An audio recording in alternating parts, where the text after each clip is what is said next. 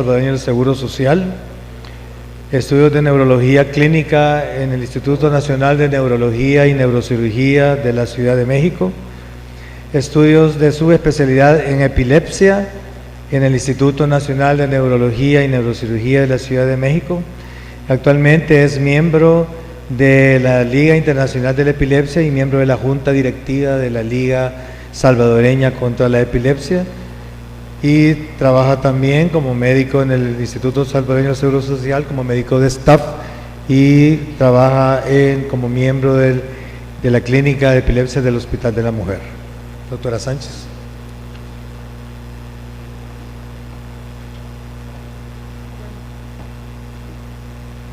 Buen día, me alegra mucho que estén acompañándonos, espero poder colaborarles con los términos, bueno, con la plática que les voy a dar, y si algún término que digo no lo entienden, no hay ningún problema, puede levantar la mano y me dicen, doctora, ¿qué significa esto? ¿Qué significa lo otro? ¿Verdad?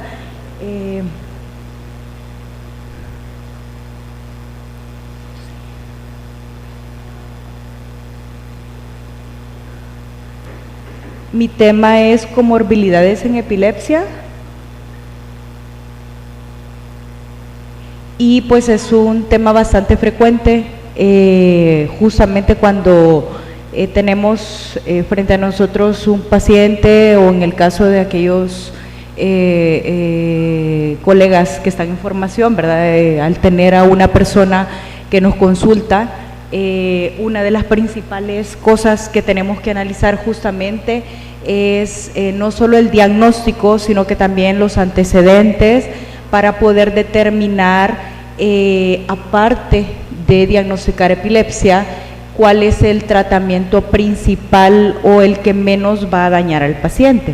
Y esa es la razón o la importancia quizás de esta plática, porque las enfermedades que tenga nuestro paciente van a determinar la selección del tratamiento que nosotros vamos a ofrecerle, para que no le generemos daño a nuestro paciente. De lo contrario, si nada más diagnosticamos epilepsia y de forma arbitraria se da un tratamiento y el paciente tiene contraindicación para ese tratamiento, nosotros estamos generando daño en el paciente, ¿verdad? Entonces esa es la importancia de por qué nosotros debemos de tener conocimiento en esto, porque de lo contrario corremos el riesgo de ser objeto legal para poder ser a futuro personas que estén en un juicio o que nos reclamen, ¿verdad? Y con toda justificación va a tener el paciente la capacidad para poder reclamar, porque nosotros somos el médico, nosotros somos los especialistas, somos las personas que decidimos darle un tratamiento que o le va a dar efectos secundarios, le va a dañar más o le va a beneficiar más. No aparece. Y bueno, dentro de las comorbilidades es bastante común en los pacientes con epilepsia. Las principales, ¿verdad?, son los antecedentes médicos, llámese hipertensión arterial, cardiopatías u otro tipo de problemas relacionados a la parte cardiovascular. Pero hay otros que no son médicos también, como por ejemplo psiquiátricos, o problemas de ansiedad, depresión, que están frecuentemente asociados y que sí son de suma importancia, porque todo esto va a determinar también la respuesta al tratamiento.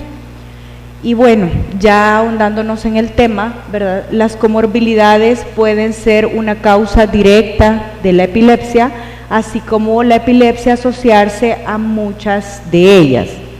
La importancia es porque justamente los efectos colaterales e interacciones de los fármacos antiepilépticos pueden influir en la respuesta al tratamiento o en la forma de cómo se afecta al paciente con otros tratamientos, depende de sus comorbilidades. No sé si me puede hacer el favor de acomodar la diapositiva, por favor.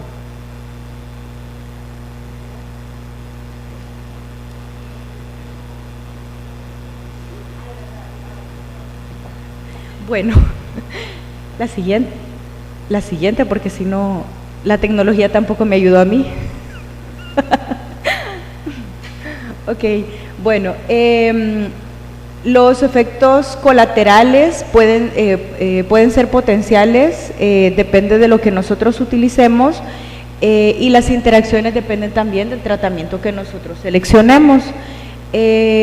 Justamente para qué nos sirve esto, para mejorar la calidad de vida y la salud del paciente. Nuestro objetivo siempre va a ser, o todo lo que nosotros estamos buscando es mejorar finalmente la calidad de vida del paciente con diagnóstico de epilepsia, ¿verdad? Y el tratamiento es uno de los pilares fundamentales. FAE significa fármaco antiepiléptico. Los fármacos antiepilépticos nuevos tienen una mejor farmacocinética y son mejor tolerados, tienen menos interacciones y tienen igual eficacia. Entonces, esto creo que sí es muy importante porque no lo vamos a despreciar de aquí en adelante de repente si no conocemos los antiepilépticos nuevos, porque son igualmente eficaces y en el paciente adecuado, verá, si se selecciona de forma correcta, vamos a poderles ayudar con menos interacciones, menos efectos colaterales y va a tener el mismo efecto terapéutico en el paciente. Y bueno, en base a esto existen recomendaciones que son ya internacionales y vamos a empezar con las enfermedades cardiovasculares. En las enfermedades cardiovasculares tenemos, llámese insuficiencia cardíaca, cardiopatía, etcétera, etcétera. Tenemos dos formas de administrar el tratamiento, ¿verdad? Está el tratamiento agudo y el tratamiento crónico. El tratamiento agudo es aquel que se utiliza en aquellos pacientes que se han descontrolado de sus crisis epilépticas o que están en un estado epiléptico, por ejemplo. El tratamiento agudo en el contexto de un paciente con epilepsia y enfermedades cardiovasculares, sí es importante que sepamos que la fenitoína intravenosa, que es un medicamento que está aquí y hasta, yo creería que hasta en el último lugar de este país, se debe de ajustar. La fenitoína intravenosa con el antecedente de un paciente cardiópata, la recomendación es que para evitar los efectos colaterales se administra una velocidad de infusión de menos de 10 miligramos minuto, con monitoreo electrocardiográfico y de presión arterial. Si se recuerdan, la sugerencia es, al menos en estado epiléptico, ¿verdad?, convulsivo, la sugerencia es que se utilice a una velocidad de menos de 50 miligramos minuto, pero en pacientes cardiópatas la velocidad cambia, es menos de 10 miligramos minuto para tener menos probabilidad de que el paciente tenga una arritmia en el momento en el que tenga la administración del medicamento o que tenga hipotensión o que tenga un paro cardíaco, ¿verdad? Obviamente secundario a todo esto. La siguiente. Fenitoína y fosfenitoína tienen una contraindicación relativa, ¿verdad?, por su alta relación con la activación de arritmias. Y debemos de tener cuidado también con benzodiazepinas porque facilitan la depresión cardiorrespiratoria, en este caso la depresión cardíaca, y los pacientes ya son cardiópatas. Las recomendaciones para este tipo de pacientes, ¿cuáles son? Usar valproato o levetiracetam, ambos están disponibles de forma intravenosa y de forma oral también. El nombre de valproato intravenoso es Depacon y el nombre de levetiracetam intravenoso, bueno, hay al menos de 3 nombres comerciales, está Keppra, está Copodex y hay uno más que se me ha ido, pero ya hay, Aceumid, que están de forma intravenosa y que se pueden utilizar en el contexto de la contraindicación y yo lo puedo utilizar si tengo un descontrol de crisis epilépticas o si tengo un estado epiléptico convulsivo y el paciente tiene contraindicación de usar, ¿verdad? El tratamiento crónico significa, o sea, aquellos pacientes que me llegan caminando a la consulta y que yo les hice el diagnóstico de epilepsia de entrada, y yo soy quien le voy a iniciar el tratamiento. Mi primera opción no va a ser fenitoína, ¿verdad? O sea, ya vimos por qué razón. ¿Cuáles son las recomendaciones? Valproato, levetiracetam, lamotrigina, topiramato o sonizamida. De estos 4, para epilepsias focales, que constituyen el 70% de pacientes, eso significa que de 10 pacientes que tengamos, 7 son epilepsias focales, ¿verdad? Entonces, si es una epilepsia focal, si el paciente tiene síntomas premonitorios, tiene crisis focales, tiene convulsiones tónico-clónicos secundariamente generalizadas, ¿cuál es el tratamiento mejor de todos los que les acabo de describir? Levetiracetam. Sonizamida es la otra opción, pero sonizamida no la tenemos disponible en este país. Entonces, ¿cuál sería mi opción a tomar en cuenta en un paciente cardiópata con diagnóstico de epilepsia? Levetiracetam. En segunda instancia podría ser valproato, ¿verdad? Y ya vimos los intravenosos. Bueno, en el contexto de neumopatías o enfermedades pulmonares, para un paciente con epilepsia y este antecedente, para el tratamiento agudo debemos de tomar en cuenta que la fenitoína, el fenobarbital y las benzodiazepinas provocan depresión respiratoria, y en el contexto de una neumopatía el paciente es más frágil para tener una falla respiratoria, y si yo utilizo este tipo de medicamentos va a ser más fácil que el paciente entre en insuficiencia respiratoria y requerir ventilación mecánica. Entonces, la recomendación para evitar o para disminuir utilizarlos y para que el paciente obviamente no tenga este efecto colateral, la recomendación es utilizar levetiracetam o valproato intravenoso. En el tratamiento crónico, la sugerencia en el contexto de un paciente con neumopatía es evitar las benzodiazepinas, evitar también fenobarbital, primidona e inductores. Enzimáticos, generalmente son, estos son los antiepilépticos de primera generación, y la recomendación es usar antiepilépticos nuevos, depende del tipo de epilepsia que tenga el paciente. 70% recuerden son epilepsias focales, entonces podemos utilizar levetiracetam, por ejemplo, ¿verdad? Porque dentro de los inductores está carbamazepina, porque cualquiera me podría decir, mira doctora, pero si ahí no dice carbamazepina, ahí solo están estos medicamentos. Es cierto, tienen razón, pero si se fijan, los carbamazepina está dentro de los inductores enzimáticos y no es la primera elección en el contexto de esta enfermedad. Por lo tanto, quizás la mejor recomendación podría ser levetiracetam. Sí. En el contexto de epilepsia y enfermedad hepática, llámese enfermedad hepática que tenga hepatitis, o sea, una enfermedad aguda, que tenga un antecedente de hepatopatía, que tenga elevación de las transaminasas, por ejemplo, más de 3 veces o más de 5 veces el valor normal, o sea, o el antecedente de hígado graso, que es bastante frecuente que nos llegue el paciente y nos diga, mira, no tengo síntomas, pero me hicieron un ultrasonido, en el ultrasonido me encontraron hígado graso. Entonces, ya ese es un punto importante, porque eso nos está traduciendo de que el paciente tiene un hígado que no está funcionando de forma normal, y por lo tanto el medicamento que yo decida utilizar con este paciente puede dañar o afectar el hígado o la función hepática, ¿verdad? O puede tener repercusiones en su metabolismo, en su farmacocinética. Entonces, el tratamiento agudo en ese tipo de pacientes con hepatopatía, debemos de recordar evitar fenobarbital, benzodiazepinas, valproato, fenitoína y lamotrigina. Entonces, en un paciente hepatópata que tenga estado epiléptico convulsivo, por ejemplo, ¿cuál es mi recomendación a utilizar de entrada? Levetiracetam. O bueno, no es mi recomendación, sino que es la recomendación de la guía. En el contexto de un problema crónico, ¿verdad?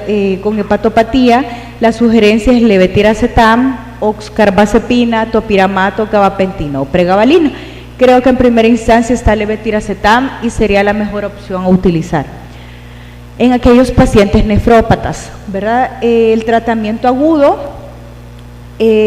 aquí, si se fijan, es como la excepción, no es la primera elección el levetiracetam, de hecho se tiene que evitar porque su farmacocinética y eliminación tiene un alto porcentaje de esta en el riñón, entonces tenemos que evitar el usar el levetiracetam, o si se va a utilizar tiene que ser la dosis corregida en base a la función renal. La recomendación a utilizar es valproato intravenoso. Con el tratamiento crónico y nefropatía debemos de tener cuidado con levetiracetam, con la motrigina, oxcarbazepina, pregabalina, primidona, gabapentina, sonizamida y topiramato, y la recomendación principal es usar valproato, carbamazepina, fenitoína. Benzodiazepinas y tiagabina pueden utilizarse, ¿verdad?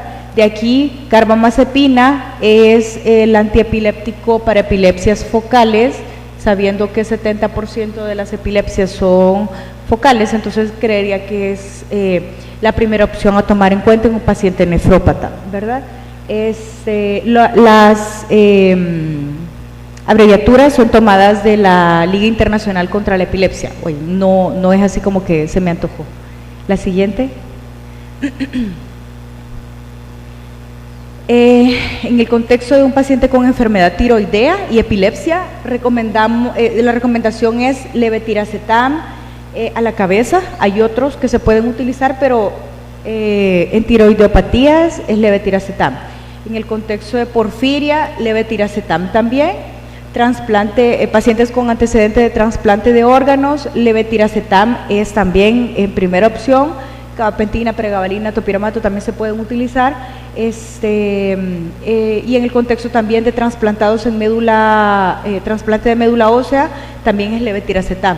En enfermedad ósea, llámese osteopenia, osteoporosis, o antecedentes de fracturas patológicas, ¿verdad? Lo recomendable es utilizar levetiracetam o la motrigina. De los dos, el levetiracetam es el más efectivo.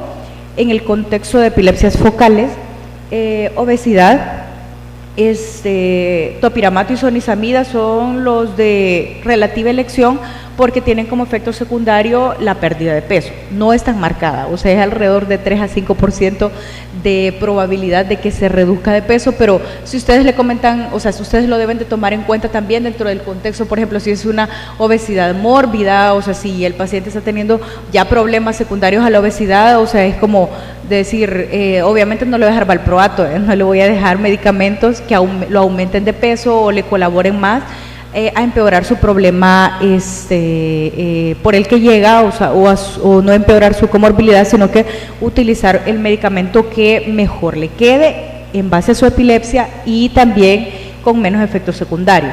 En el contexto de infecciones, generalmente todos los medicamentos en infectología, todos los antibióticos, antifúngicos y otros, tienen muchas interacciones medicamentosas, y esa es la razón por la que en este caso se seleccionan los antiepilépticos de nueva generación, porque tienen menos interacciones y hay mejor respuesta, ¿verdad?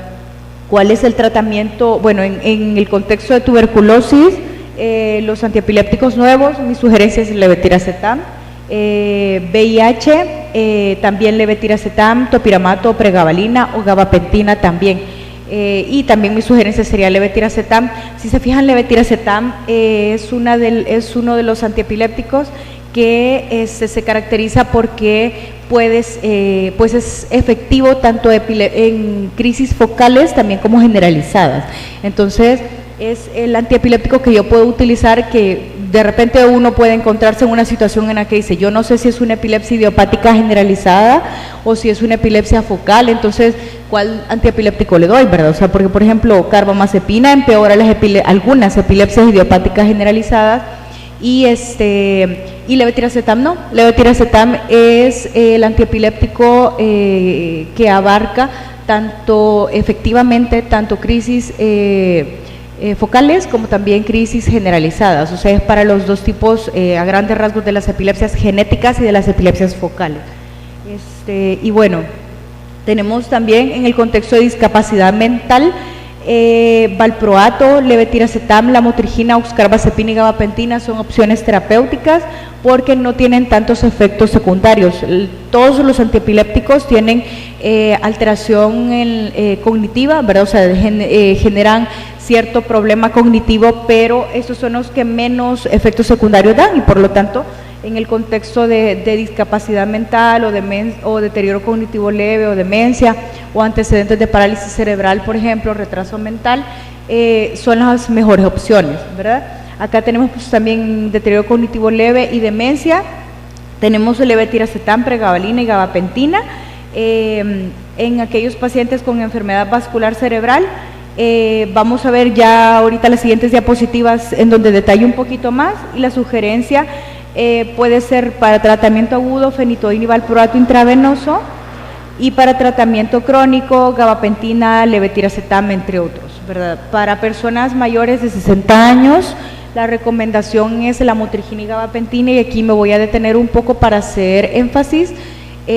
Todo aquel paciente que inicie crisis epilépticas después de los 60 años, el tratamiento óptimo no es carbamazepina, no es fenitoína, el tratamiento óptimo y avalado a nivel mundial es gabapentina y lamotrigina. Son los dos antiepilépticos que tienen mayor eficacia, igual eficacia, mayor adherencia y menos efectos secundarios y también menos interacciones para aquellas personas cuya epilepsia inicie después de los 60 años. ¿Verdad? Entonces sí es muy importante porque creo que a todos nos llegan pacientes que han empezado crisis epilépticas después de los 60 años de edad. Entonces tengan en su mente que gabapentina y lamotrigina son los dos antiepilépticos con los que mejor los van a tratar a ese tipo de pacientes. Y bueno, en el contexto de un tumor cerebral y epilepsia, ¿verdad? Los dos antiepilépticos que han mostrado mejor eficacia han sido valproato y levetiracetam y se pueden utilizar otros también como gabapentina y pregabalina. Y bueno, esta es una tablita que la podemos encontrar en internet, en donde hay donde de forma detallada se encuentran cada uno de los antiepilépticos, cómo es el metabolismo hepático, cómo es la unión a proteínas, cuáles son aquellos antiepilépticos que se ajustan en base a la depuración de creatinina en el contexto de problemas renales, o también ajuste en base a hepatopatías, ¿verdad? Que sí es muy importante que lo tomemos en cuenta. Y bueno, en el contexto del antecedente de evento cerebrovascular, he querido detenerme aquí un poquito porque es una enfermedad sumamente frecuente asociada a epilepsia, ¿verdad? Es una causa común de crisis epilépticas después de los 60 años. La incidencia de epilepsia posterior a eventos cerebrovasculares hasta del 15% y existe una relación estrecha temporal entre evento cerebrovascular y crisis. Las crisis pueden ser tempranas o tardías. Si las crisis epilépticas aparecen en las primeras 2 semanas de que el paciente tuvo un infarto cerebral, se llama temprano, y si aparecen después de 2 semanas, esas son crisis epilépticas tardías, ¿verdad? La probabilidad para que aparezcan las crisis epilépticas tempranas y tardías es bastante similar, es hasta del 5%, y existen algunos mecanismos fisiológicos que perfectamente explican cómo se producen estas. Existen algunos factores de riesgo, como por ejemplo que el infarto o la hemorragia cerebral sean a nivel cortical, que haya una hemorragia cerebral aumenta más el riesgo, que hayan crisis en el periodo agudo también aumenta más la probabilidad de tener epilepsia post evento cerebrovascular, y el pronóstico a 10 años es que si un paciente tiene una crisis epiléptica asociada a esto, la probabilidad es hasta de 60%. Entonces, el que no tenga crisis epilépticas en el primer año no significa de que el paciente no va a tener crisis epilépticas. Es de esperar hasta 10 años después o aún más. Yo les podría decir aún, es el único hallazgo que encontramos, ¿verdad?, como epilepsia sintomática, y se manifiesta la epilepsia en ese tipo de pacientes. Bueno, la siguiente, por favor. Algunos pacientes con características especiales inmunocomprometidos, ¿verdad? En el contexto de inmunodeficiencia adquirida, cáncer u otros, sí es importante que debemos en estos pacientes tratar de forma independiente la causa lesional, como por ejemplo toxoplasmosis, ¿verdad?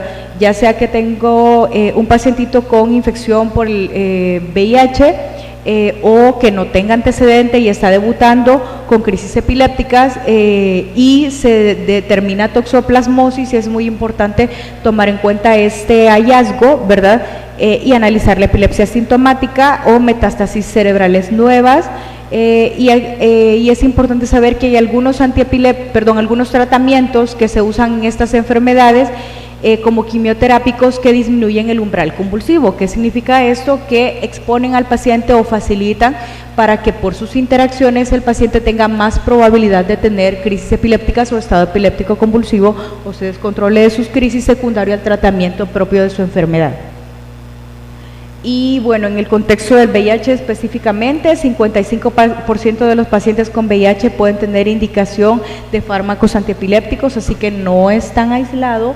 La prevalencia de crisis epilépticas y VIH es hasta del 20%, 50% de los pacientes con infección no tienen una lesión estructural en su resonancia magnética, pero el otro 50% sí. ¿Y cuáles son las enfermedades que apuntan más en el contexto de este antecedente? La toxoplasmosis, meningitis por criptococo, tuberculosis, son las principales. Y pues las reacciones adversas son más frecuentes en este tipo de pacientes. La siguiente, por favor. Las interacciones son más comunes, buscamos no afectar la carga viral ni tener una falla de terapia antirretroviral, depende del antiepiléptico que se use. ¿Cuáles son los sugeridos? Levetiracetam a la cabeza. La siguiente, por favor.